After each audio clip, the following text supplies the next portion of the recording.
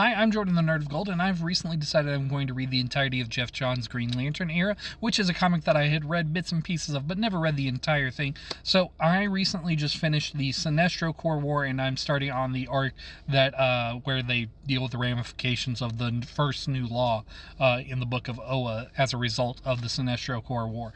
And I will say, I have decided I'm not going to read Green Lantern Corps that parallels this Green Lantern run, just because I feel like it's going to be faster, and I'm just more interested in reading what Geoff Johns was doing, because he was the main architect of Green Lantern stories in this period of DC Comics.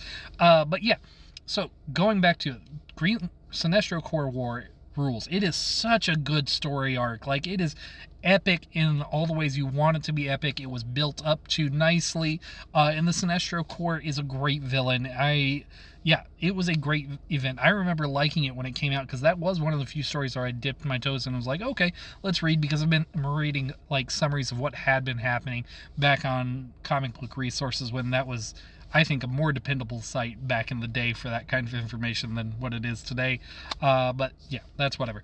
Yeah, it was so good back then, and it still holds up. It's such a good story arc. It is epic in every way that you want it to be, and it expands in everything. So, like, the rest of the Green Lantern run has a lot to live up to after the hype that was the Sinestro Corps War. Like, man, I will say this: Hank Henshaw could have been, and I think arguably should have been, a bigger and longer villain before we got to the Sinestro Corps War, because him having control over the Manhunters, that's such a good idea. Like, Hank Henshaw is basically evil Reed Richards if he built a robot body out of Superman parts. Like, that's such a cool idea.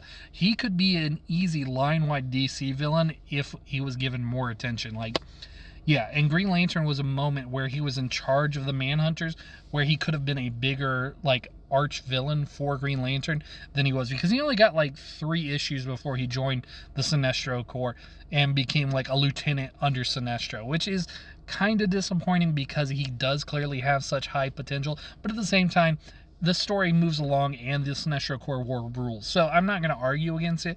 I do just wish that there was that opportunity for a little bit more of Henshaw before we got to that point, because he's a good villain when he's done well. Let's see what else I've covered. The Star Sapphires going from the crystals to the rings, that made sense. The dealing with the sexual desire of Hal Jordan during that arc, it's whatever. I don't think the romantic elements in that was handled the best, but it's whatever. It's not the strength of this run. It's not what people are coming to it for. Daniel Acuna's art there, though, was great. I always like Daniel Acuna. He's a great artist. Ivan Reyes, like, oh, he was killing it on Green Lantern during both, like, the stories leading up to Sinestro Corps War and then during the Sinestro Corps War. And, like, yeah, if you had been reading DC Comics pretty consistently up until that point, it would be so cool to see the Anti-Monitor come back in that big way as, like, the Guardian version of the Sinestro Corps War. Man, that would have been, like, epic in that sense. So, like, I'm glad I got to experience that in the moment, but at the same time, it's like, man, I kind of wish I had been into DC Comics a little more at that point, or at least reading this Green Lantern run so I could experience what that must have been like back in the day. I missed that opportunity, but whatever. Yeah, the Green Lantern run overall continues to be good. I'm looking forward to how things are going to go on this story arc. I'm trying to think, is there anything else I wanted to speak about at this moment? No, I think that's pretty much it. Yeah, I'll give you guys more updates the further I get along.